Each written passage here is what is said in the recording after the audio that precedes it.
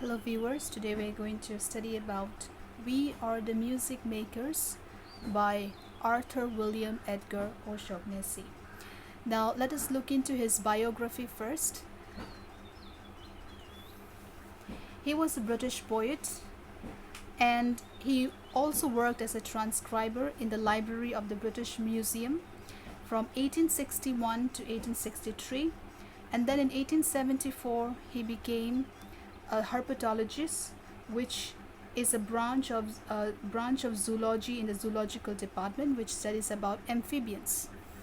He was born in London on 14th of March 1844 and he died on 30th January 1881. So before we go into the analysis of the poem, let us first look into the genre of this poem. The genre of this poem is an ode. Now, what is an ode? That is very important to understand. An ode is a poem in which a person expresses the strong feeling of love and respect for someone or something. Now, this poem pays a special homage to the artists who play a key role in social movements and help in bringing a positive change in the contemporary societies. And when we look into the theme of the poem, it talks about the power of art and artists. Now, art is known as a product that affects our senses, emotions, and perceptions. Whenever the artists create something, they leave those emotions on the artwork to give more life. Some create with a passion, others out of whim and curiosity. The immortal creations of the artists makes them movers and shakers.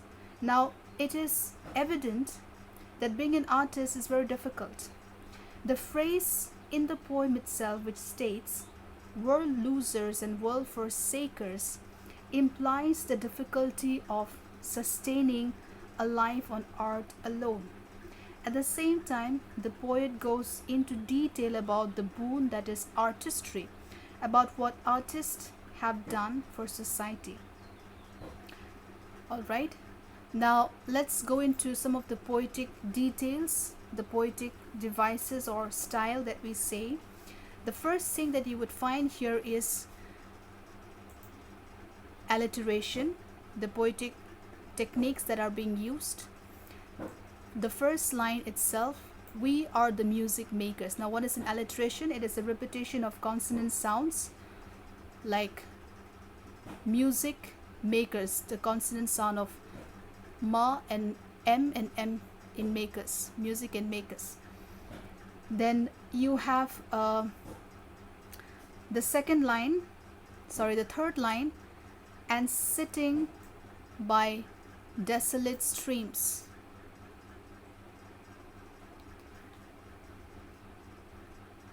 Then in the second stanza you have, "with wonderful deathless deities." Then you have in the third stanza, "world's worth." So these are the alliteration sounds, that is the consonant sounds, repetition of consonant sounds which are being used in this poem. The second thing that you would find in the third stanza is an allusion, which is a biblical reference of the city of Nineveh and Babel. This is an indirect reference to the biblical cities of Nineveh and Babel, which are the symbols of rise and fall of civilization. Then you have the antithesis, which is a proposition that is opposite to each other, a device which is usually used for contrasting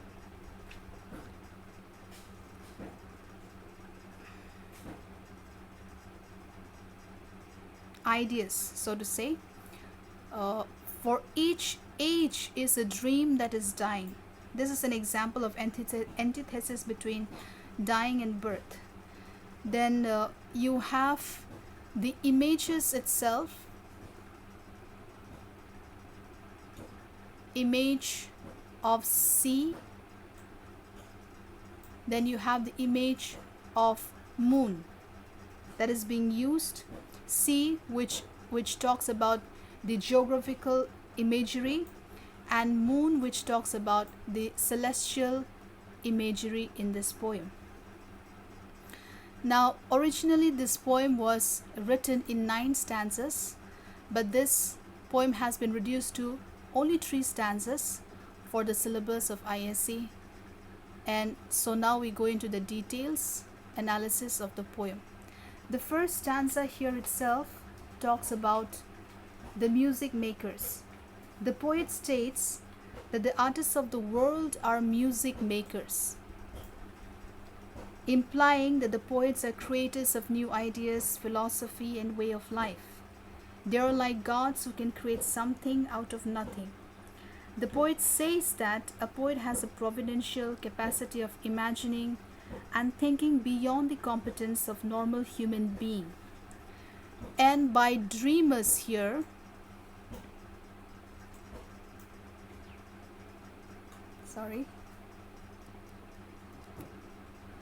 by dreamers here, he refers to the sublime thinker which a poet is.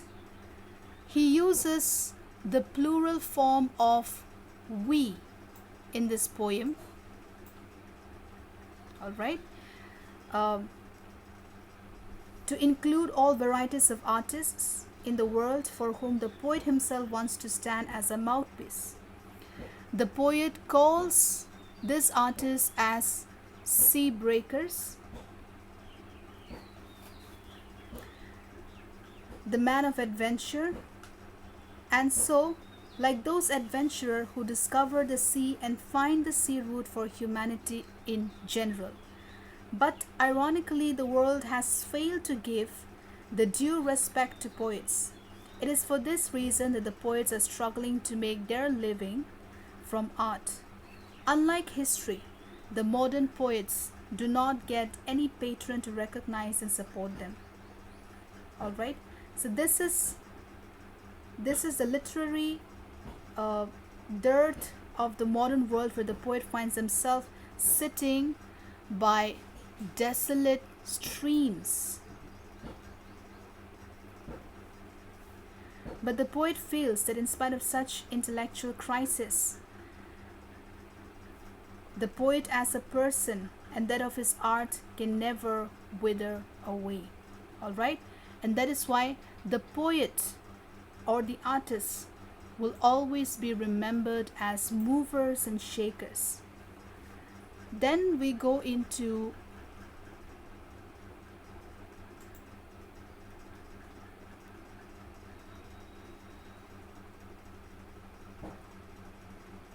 the second stanza.